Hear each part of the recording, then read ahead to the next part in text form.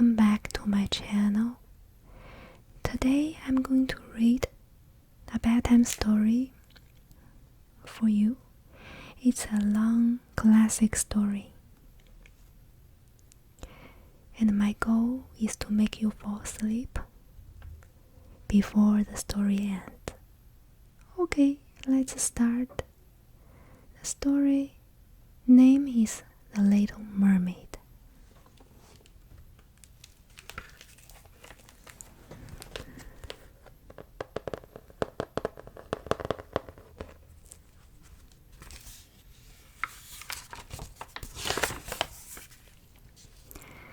Fathoms below the ocean's surface, in King Triton's kingdom, the sea was bubbling with excitement.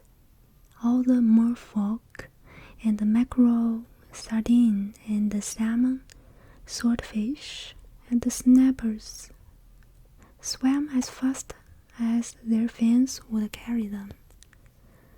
No one wanted to miss a single note of the special concert in King Triton's glittering palace.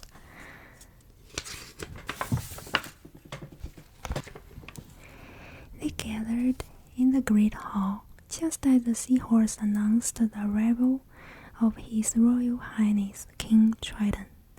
The court composer Sebastian tapped his baton and signaled the start of the music.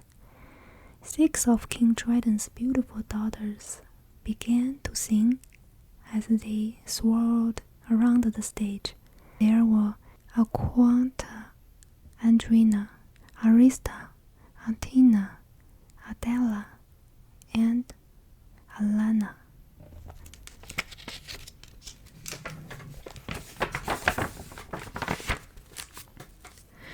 After they had introduced themselves, they turned to present their youngest sister for her musical solo.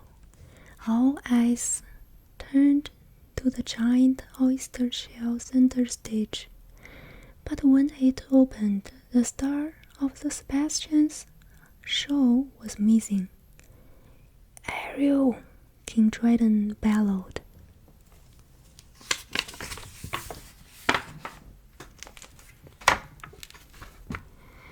But the little mermaid didn't hear her father calling her. In fact, she had forgotten about the concert altogether. She had discovered a sunken ship and couldn't wait to explore it for human treasures to add to her collection. "Isn't it fantastic?" Ariel exclaimed. "Hurry up, Flounder."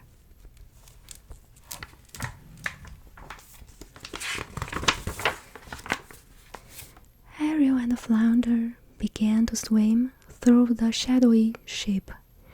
"Have you ever seen anything so wonderful in your entire life?" Ariel gasped, finding a shiny silver fork on the floor. "Yeah, it's great," Flounder answered nervously. "Now, let's get out of here." "Oh, Flounder," Ariel teased, "don't be such a guppy."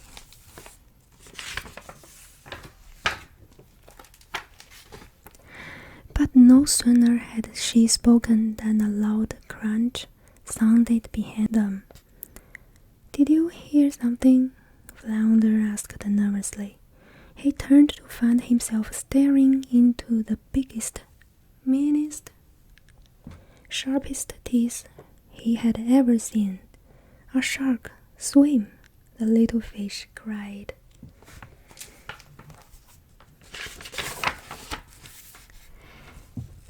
The shark was only inches behind them when Ariel had an idea. She and Flounder squeezed through a hole in an old anchor, and the shark followed. Just as the clever little mermaid had planned, their enemy was too big to fit and got stuck. "Huh," bragged Flounder, wiggling his fins in the shark's face. "Take that, you big bully."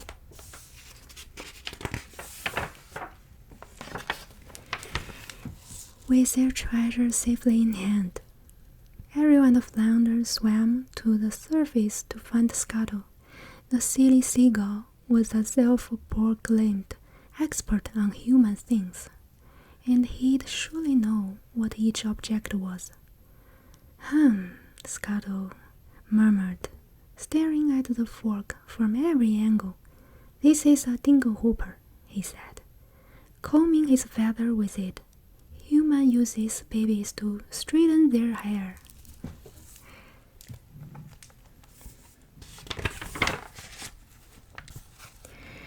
Scuttle had just picked up an old pipe and was explaining how humans played beautiful music on those so-called snarf bloods when Ariel suddenly remembered her own music.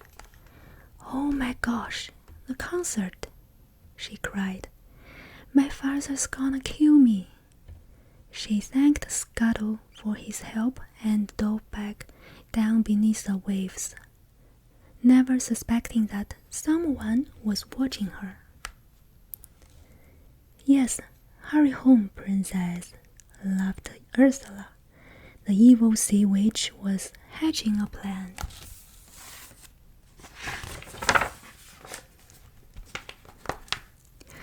As a result of your careless behavior, the entire celebration was ruined.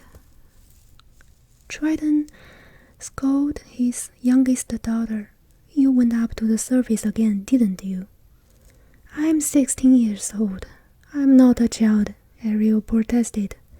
But it was no use. The king was furious.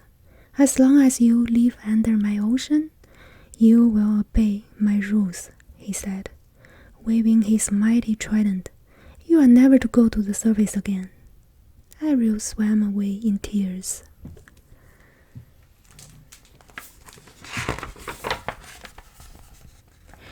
"You don't think I was too hard on her, do you, Sebastian?" Triton sighed.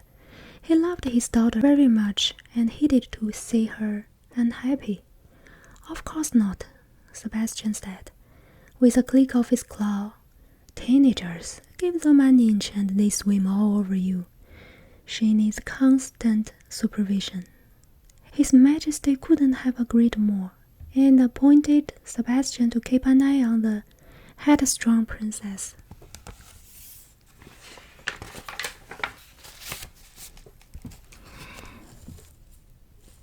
Sebastian followed Ariel back to her secret grotto, and he couldn't believe what he saw inside. The sunlight streaming down from the ocean's surface illuminated Ariel's amazing collection of human treasures. Up above, humans walked and escaped and ran and danced. How she wished she could be part of that world.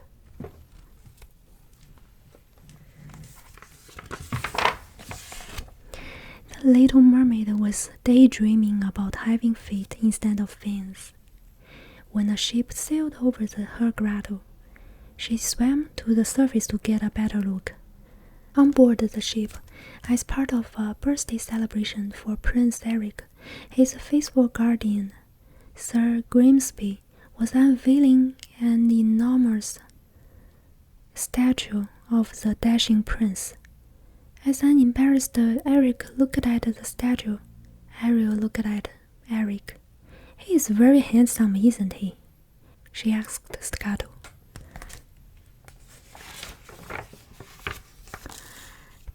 Suddenly, a burst of lightning startled the ship's crew to attention. "Hurricanes are coming," one of the sailors shouted. The men began tugging with all their might on the ropes and the chains, trying to secure the masts and the sails. But the winds were too strong and the waves too powerful. The ship crashed into the jagged rocks, and Prince Eric was swept into the sea and knocked unconscious.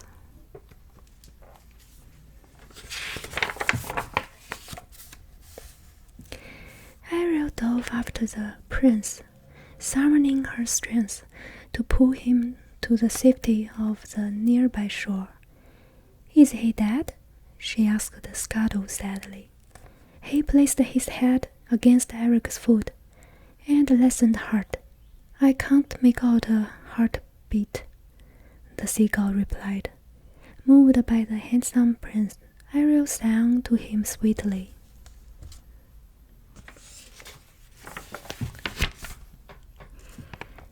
At the sound of her lovely voice, Eric's eyes fluttered open.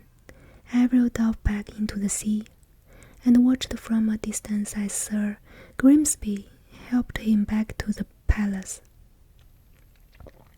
"We're gonna forget this whole thing ever happened," Sebastian insisted. But Ariel couldn't forget her handsome prince, vowing to return to him someday.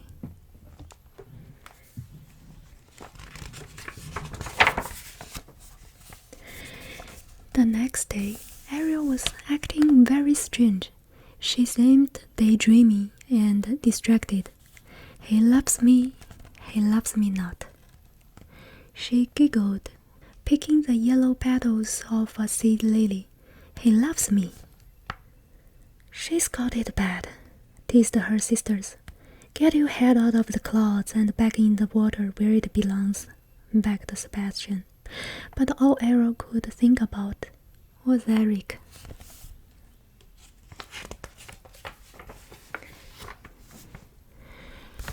The Sea King was anxious to learn the identity of the lucky merman who had stolen his daughter's heart. "I know you've been keeping something from me," King Triton said, looking down at the tiny Sebastian. The crab's teeth chattered nervously. "I tried to stop her," the crab blurted out. "I told her to stay away from humans." "Humans?" Triton roared.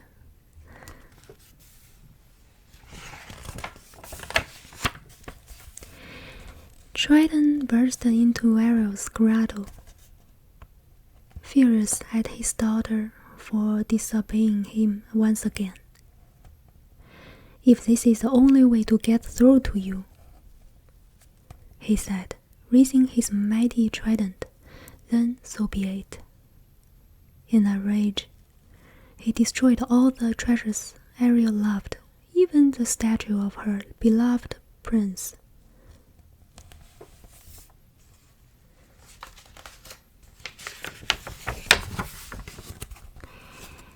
Once alone, Ariel looked around at the rubble that had been her beautiful grotto and began to cry.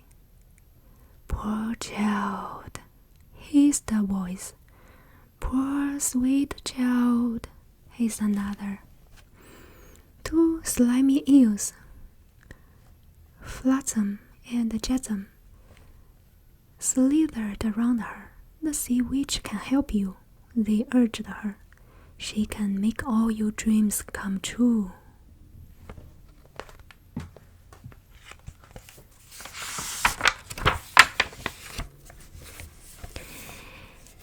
Ariel wanted so badly to believe them.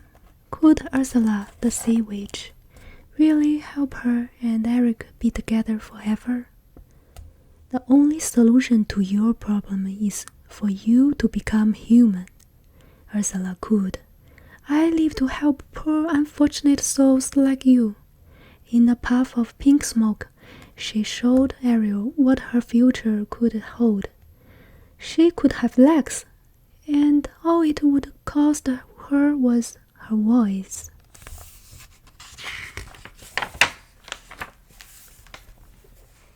As Sebastian and Flounder watched in horror, Ariel signed a contract with Ursula. The wicked sea witch tossed magical ingredients into her bubbling cauldron. She chanted as she stirred the sinister brew.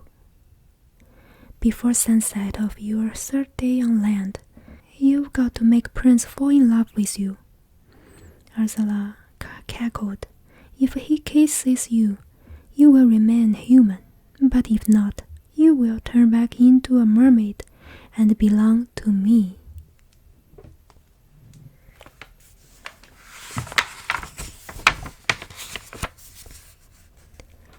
The water swirled and the ocean floor rumbled. Ariel was tossed and turned by the power of Ursula's evil spell. Her long, beautiful tail split in half and became human legs. No longer a mermaid, and unable to breathe under the sea, Ariel was rushed to the surface by Sebastian and Flounder.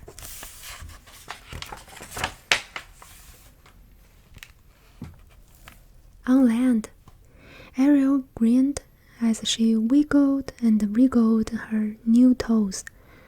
"There's something different about you," Scuttle said. Studying her, "Don't tell me. It's your hairdo. You've been using the dingle hooper." "She's got legs," moaned the disgruntled Sebastian. "And she's got to make the prince fall in love with her," Flounder added. All three friends promised to help her.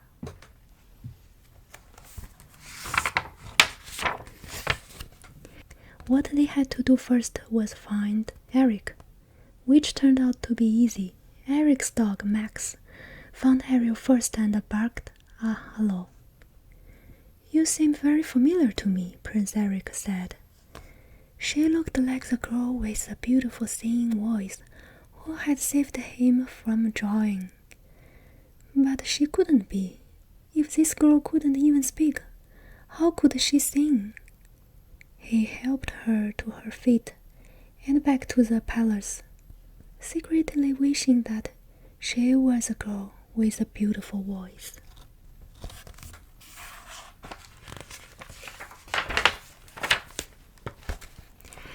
At the castle, Ariel joined the prince and Sir Grimsby for dinner. Eric couldn't help notice how breathtaking she looked in a shimmering pink gown. "You look wonderful," he smiled.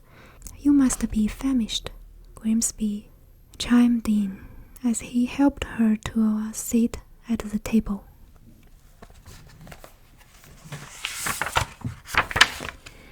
Sebastian, having barely escaped the clutches of the castle chef, Louis, picked out from a platter. "Let's eat before this crab wanders off my plate," Grimsby announced. But it was too late. Sebastian had already scurried to safety on Ariel's tree.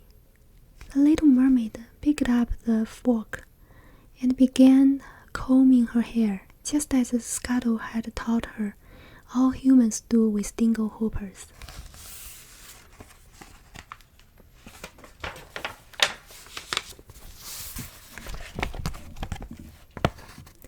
Meanwhile, back under the sea, Triton was worried sick about his youngest daughter.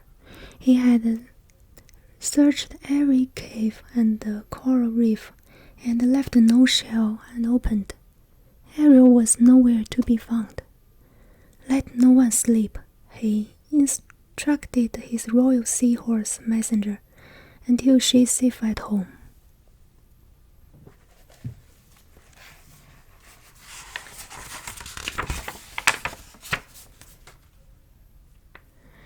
The next day, Prince Eric gave Ariel a tour of his kingdom. Everything was so different from her world under the sea. There were people everywhere, laughing, talking, even dancing. It was more wonderful than she had ever imagined.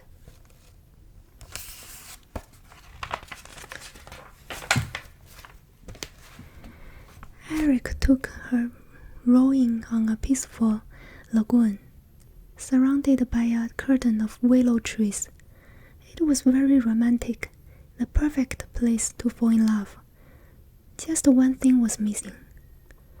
"We got to create the mood," Sebastian said, breaking off a reed to use as a baton. He began to conduct the ducks, turtles, fish, and frogs in a soft love song.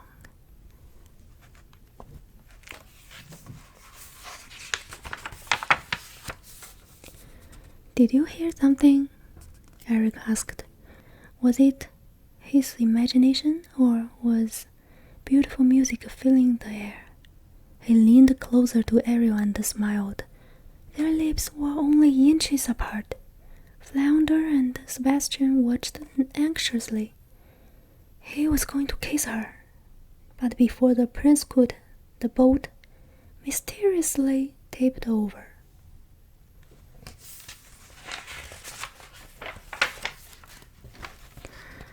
That was close, too close, Ursula fumed. At this rate, he will kiss her by sunset for sure. It's time I took matters into my own hands. In a puff of magical smoke, she turned from a hideous octopus into a pretty girl with Ariel's beautiful voice. I will see him wriggle like a worm on a hook, she cried.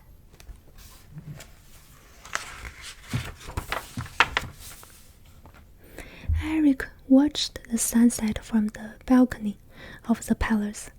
Would he ever find the mysterious beauty who had saved him?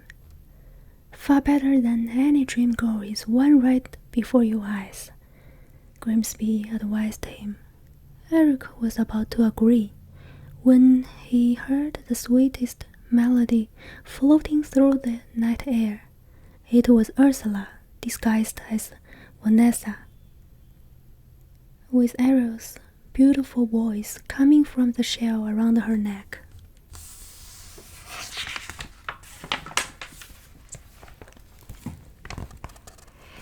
Hearing her voice and believing Vanessa must be the one who had saved him from the shipwreck, Eric fell instantly under the wicked spell and decided to marry her. The wedding ship departs at sunset, he ordered Grimsby. As you wish, Grimsby nodded. Ariel listened sadly.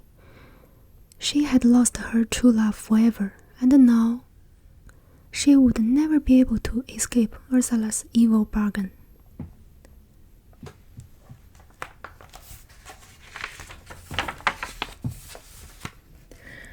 Ursula was delighted. Her plan was working perfectly. She was too busy rejoicing to notice Scuttle peeking through a porthole on the wedding ship. He saw her wicked reflection in the mirror, unveiling her true identity. "The sea witch," he cried. "I gotta tell Ariel."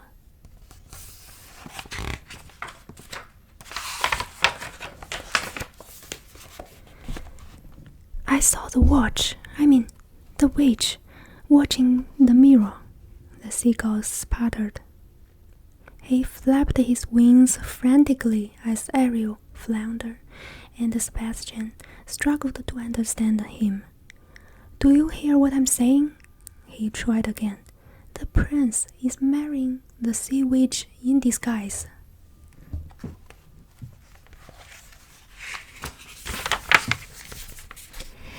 Ariel jumped off the dock to rescue Eric, but with her human arms and legs, she could barely stay afloat.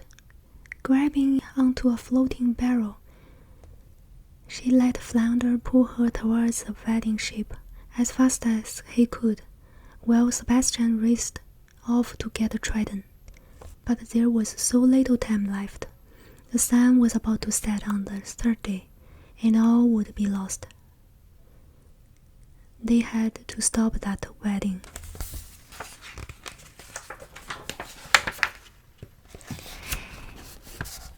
Scuttle tried desperately to interrupt the ceremony.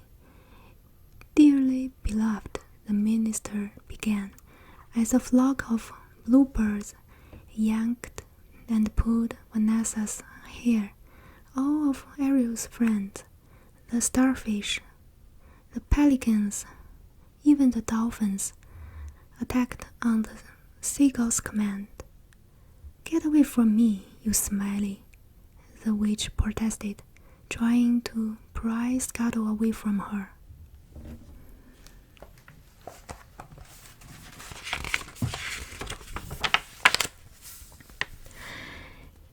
The magic shell that contained Ariel's voice went flying through the air and landed on the deck, just as Ariel reached the ship. It shattered as the sun descended on the golden horizon. "Eric!" Ariel spoke at last as her voice returned to her. "You are the one," the prince exclaimed. "It was you all the time."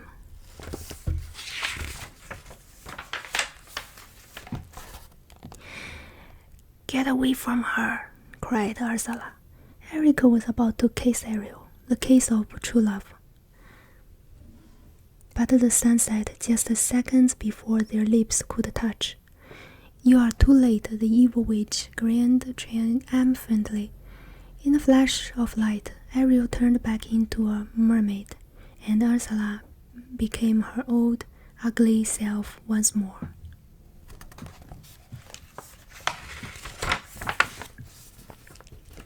"So long, lover boy," Ursula said, grabbing Ariel and dragging her back into the sea.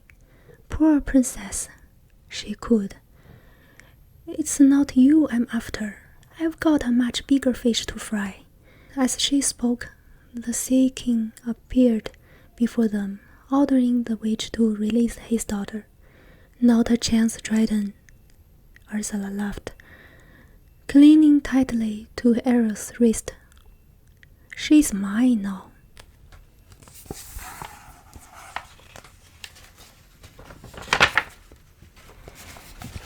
"We made a deal," she laughed, showing him the scroll that Ariel had signed.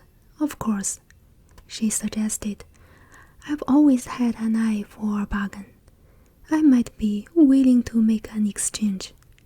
With a wave of his trident, Triton signed the document and sealed his fate. He, instead of Ariel, would be Ursula's servant.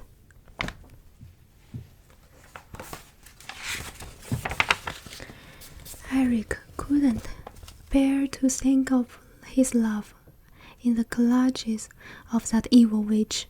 "I lost her once. I won't lose her again," he said, casting a harpoon into Ursula's arm, summoning the magic of the king's trident. The enraged Ursula grew and grew to a monstrous size. "Look out," Ariel cried to Eric. Ursula's tentacles were everywhere. "You've got to get away from here." "No," the prince vowed, hugging her. "I won't leave you."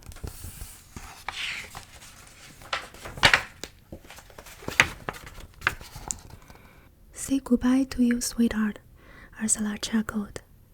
Heading right for Eric, she pointed her trident at Eric and began to shoot fiery, lightning bolts at him. "Now I'm the ruler of all the ocean," she declared, stirring up a hurricane. "The waves obey my every whim. The ocean bows to my power."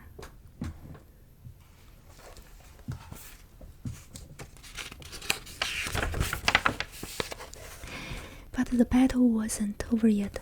Eric was hurled back on board a sunken ship that had resurfaced in the commotion. While the ship was crumbling under the power of the tremendous waves, Eric steered the jagged bow of the ship through the blinding wind and rain, straight for Ursula. The bow pierced right through Ursula's cold heart, and her spell was instantly broken. The sea witch disappeared into the water, and the storm died down. Eric escaped to the safety of the shore just as the ship sank slowly to the bottom of the sea.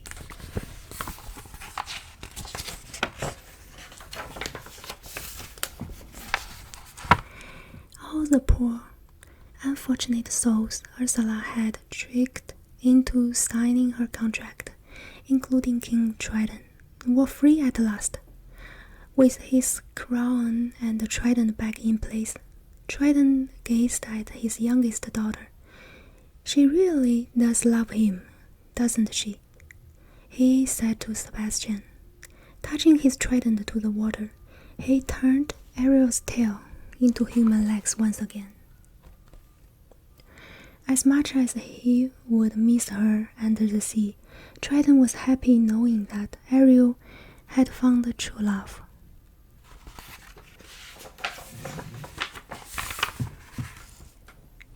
Sebastian, Flounder, and all of Ariel's friends gathered to watch her joyous wedding to Prince Eric. Eric kissed his princess as a human, and the merfolk all cheered. At last, Ariel was part of the human world she loved so dearly, and she would live there with her beloved prince, happily ever after. The end. See you next time. Bye.